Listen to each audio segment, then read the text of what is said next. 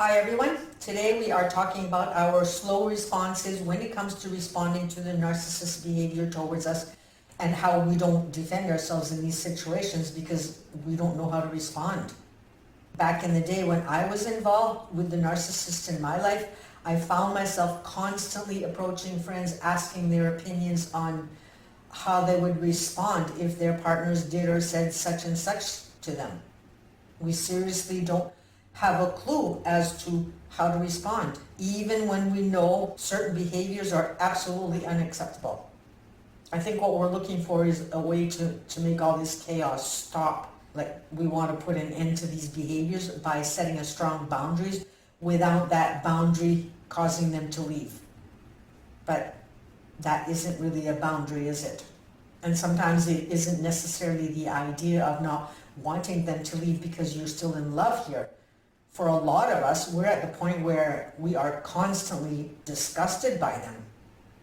We've had enough, yet we still don't want things to end because the initial belief that we couldn't make it on our own or succeed or we are not enough has now been reinforced by the narcissist. You have been heavily conditioned. And even though you want to leave and are looking for a way out, the subconscious mind is sabotaging that because of this heavy conditioning, which, by the way, can be healed. I know this because I healed it, and I healed it completely. Because before that, I was a mess. I did not only have one narcissist in my life, I had a few before learning how to heal self. But in the case that I'm talking about today here, although I had had enough, I was paralyzed with fear of having to go at it alone, along with some health concerns I was dealing with. The fear of not being able to cover my mortgage or handle the repairs and so on. So that huge subconscious mind of mine remained safe in the chaos. I found myself asking friends once if their husbands had ever pushed them after having been pushed not once, but 3 times in a row while I was simply just standing there, not even doing anything to even cause a person to push another. That's how numb I had become. I could no longer trust my own decisions. And now the reason that I made sure to mention that it was 3 times in total that he pushed me is to show you how the mind can work in these situations. Because the first time that he pushed me, my subconscious reasoning was that perhaps he was just full of emotion, that he just reacted before realizing what he was doing. But of course, my conscious mind did do the right thing, however, because I ran into the next room to grab my phone and I pressed record and put it in my sleeve. I returned back to the kitchen where it all took place. I had been making my morning coffee and I came to grab my coffee.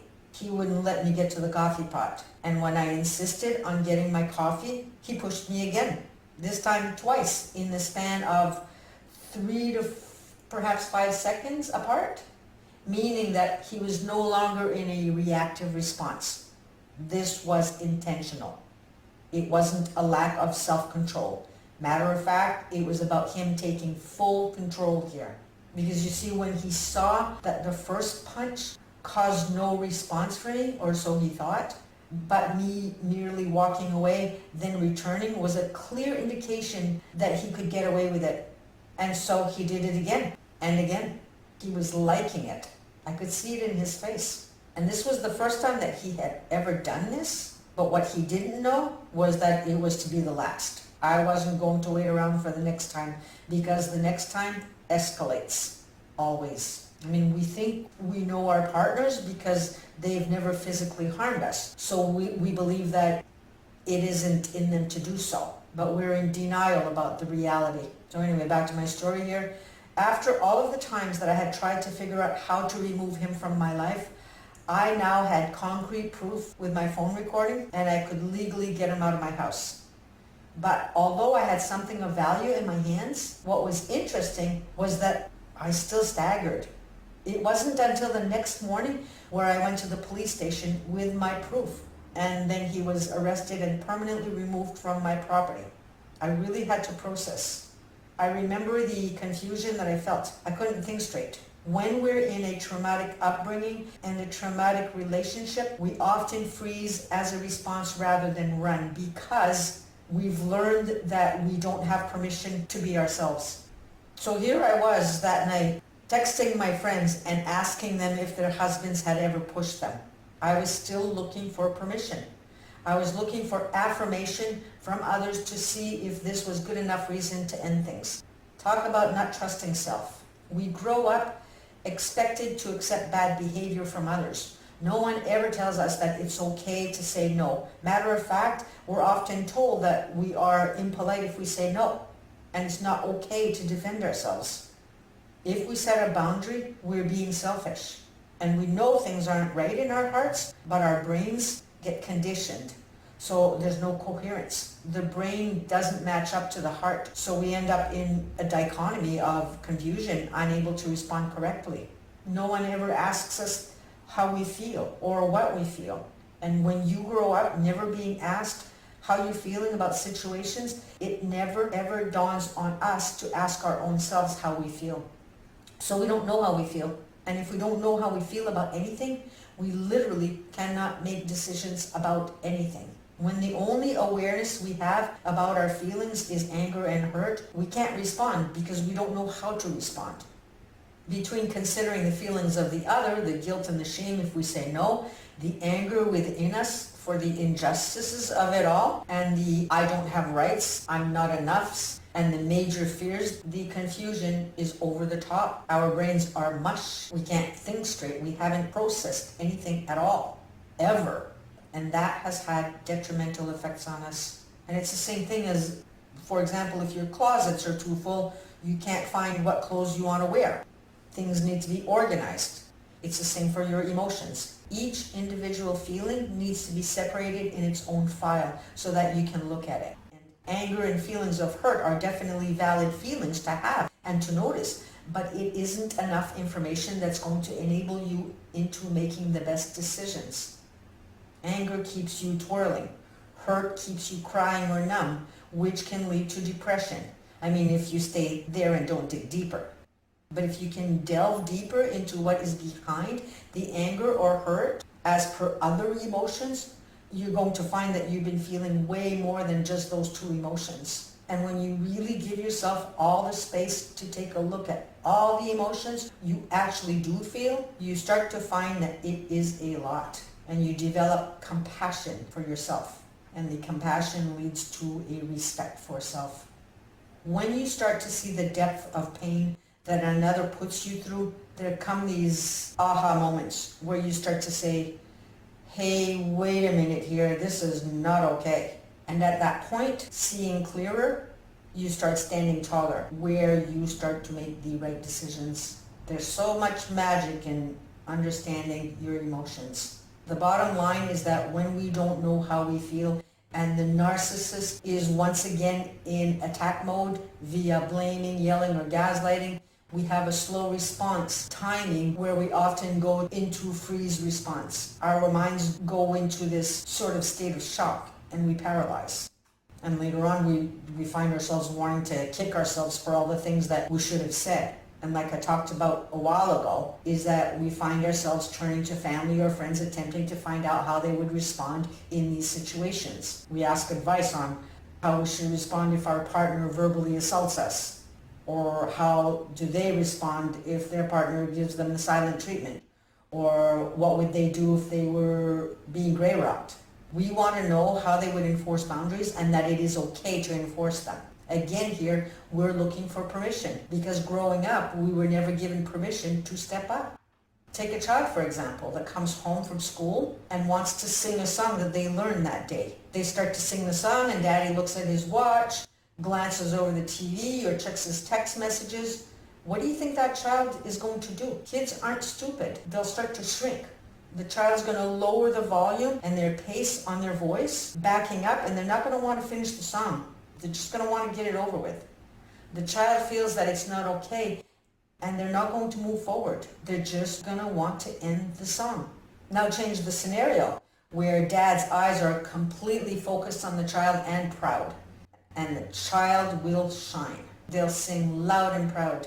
The child is going to move forward in life because they have been given the green light. They have been given permission. So when it comes to asking friends for their advice, is that first of all, Friends who are in healthy relationships wouldn't be experiencing that. And secondly, if they did, they wouldn't be looking for advice, as they would immediately know what to do. They know themselves, they know their value, they know their limits, and they know their boundaries. They know how they feel, and they place themselves on top, not on the bottom, or rather as equals. And you can get there too. It just takes some willingness and some commitment to do the work. In the movie You Can Heal Your Life by Louise Hay, she talks about starting from the very beginning with the intention and the affirmation, I am willing to change. Now, at first I didn't really understand the reasoning in this affirmation, but I'm the type of person who tries things on out of sheer curiosity. So I decided to apply it. So I did it several times a day. I said it several times a day. And I meant it, of course. I am willing to change. That was one of the things I did as part of my healing. But I'm not going to discuss what manifested out of this for me, because everyone's going to have their own personal experience for those who might want to try this. But I do know that what transpired for me was quite eye-opening. I ended up taking action on something that I hadn't even been aware that I was supposed to be taking action on. An aha moment, which led me to take the next step and then the next. You know, the road doesn't end once you begin the healing journey. There are always more doors opening when you are willing. So a lot of times we beat ourselves up for not being quick enough to respond to the narcissist's attacks. We feel dumb. We call ourselves stupid. We see how no matter what we may say to the narcissist, the response from them is always in excellent shape. They always know what to say. They always know what to answer and how to respond, it seems. They are quick to the punch. But give yourself a break regarding this, though, because they have spent a lifetime in defense. Defense is what they are all about. While you are raised opposite of that behavior, you were taught to never defend. And that doesn't make you dumb or stupid or slow. Matter of fact, your experience of being ignored or treated unkind growing up made you a person filled with compassion, filled with love. And the world needs more people like you. And when it comes to intelligence, love is way more intelligent than hatred. Read any of the teachings of the holy ones. They are all pointing to love.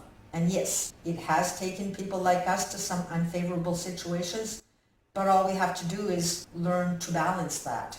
We keep the love that we are, but rather than sending it out to everyone else, we send some of that love to them, but we also send some to our own selves. We begin to self-care. We can look at the needs of others, but look equally to our needs. When we learn what it is that we feel and what it is that we value, we begin to respect self. And these aren't just words in passing here. We begin to protect the things that matter to us.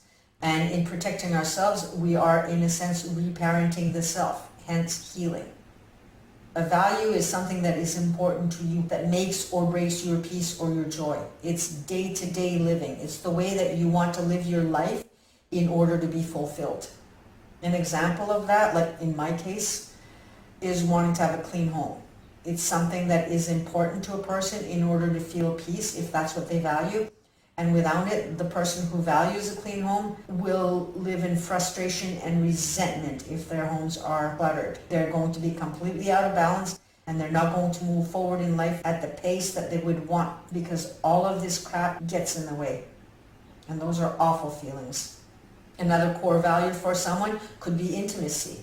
You might be the type of person that needs a hug, or maybe intimacy for you could mean spending quality time with your significant other. But now you live with a narcissist who doesn't care about spending quality time with you. Can you be happy in this? Do you feel fulfilled? When we are not honoring our core values, we cannot live a life fulfilled. John Gray has a book called Men Are From Mars, Women Are From Venus, and I think this is the book, because he has a lot of books, where he talks about the different tanks in our lives that represent things like career, social life, love life, relationships, family, spirituality, and purpose. And he has his readers pay attention to which tanks are full and which tanks are empty. That way, if, for example, you notice that the social life tank is empty or low, you would know to do something about it, like get out more, for example. It's a great way to come back into balance. Now, healthy people are going to see one or two tanks on the low side from time to time, But for someone living in a narcissistically abusive relationship, most, if not all of your tanks are empty. How is the partnership tank? Is it full, empty, or half full, as per getting what you want or need in a partner relationship? Then there is the friends tank. Are the friends in your life friends you can really count on? Do you feel supported? What about passion, your purpose, your career? Is that being fulfilled? Your health, your spiritual life? Where is that at in the levels? So I'm really hoping that this talk leaves some of you souls out there something to ponder on. When we don't know ourselves, when we don't take a look at what we value, what's important to us, when we don't look at what we're feeling other than anger or pain, we don't know how to respond to anyone. We go into freeze responses. We need to be able to respond to our own selves before we'll ever be able to respond to others. So start with questions. What do I want? What do I need? What matters to me? What am I afraid of? What can I do about that? Stop looking to what the needs of others are for a little while and give yourself the space to look to your own needs. And I'm not talking about egoic needs like shopping and getting your nails done here. I'm talking about looking to your emotional needs. Start there. Start by being willing to change. So on that note, I bid you farewell, and we shall see you in the next video. Bye for now.